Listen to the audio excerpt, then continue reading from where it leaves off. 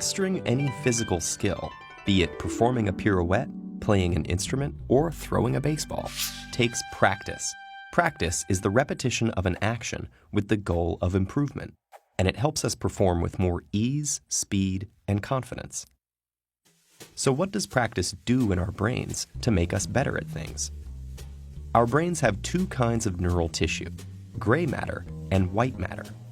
The gray matter processes information in the brain, directing signals and sensory stimuli to nerve cells, while white matter is mostly made up of fatty tissue and nerve fibers.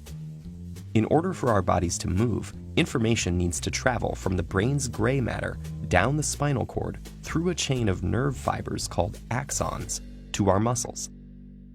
So how does practice or repetition affect the inner workings of our brains?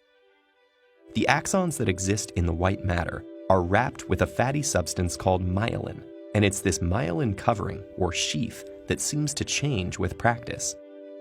Myelin is similar to insulation on electrical cables. It prevents energy loss from electrical signals that the brain uses, moving them more efficiently along neural pathways. Some recent studies in mice suggest that the repetition of a physical motion increases the layers of myelin sheath that insulates the axons. And the more layers, the greater the insulation around the axon chains, forming a sort of superhighway for information connecting your brain to your muscles. So while many athletes and performers attribute their successes to muscle memory, muscles themselves don't really have memory. Rather, it may be the myelination of neural pathways that give these athletes and performers their edge with faster and more efficient neural pathways. There are many theories that attempt to quantify the number of hours, days, and even years of practice that it takes to master a skill. While we don't yet have a magic number, we do know that mastery isn't simply about the amount of hours of practice. It's also the quality and effectiveness of that practice. Effective practice is consistent, intensely focused, and targets content or weaknesses that lie at the edge of one's current abilities. So if effective practice is the key, how can we get the most out of our practice time? Try these tips.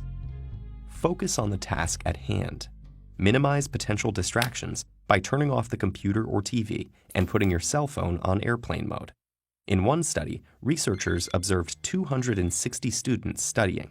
On average, those students were able to stay on task for only 6 minutes at a time.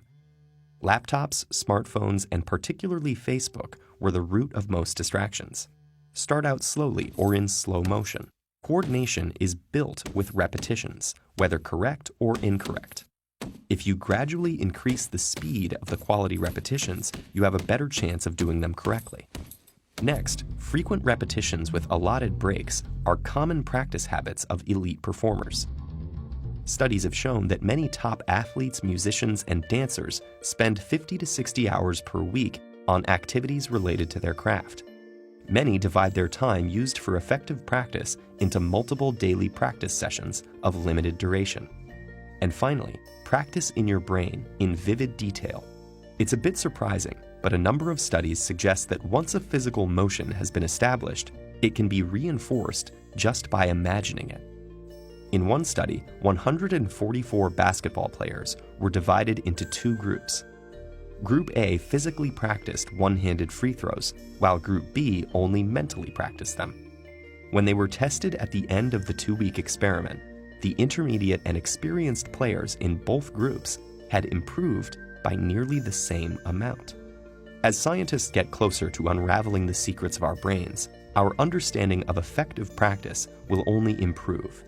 In the meantime, effective practice is the best way we have of pushing our individual limits, achieving new heights, and maximizing our potential.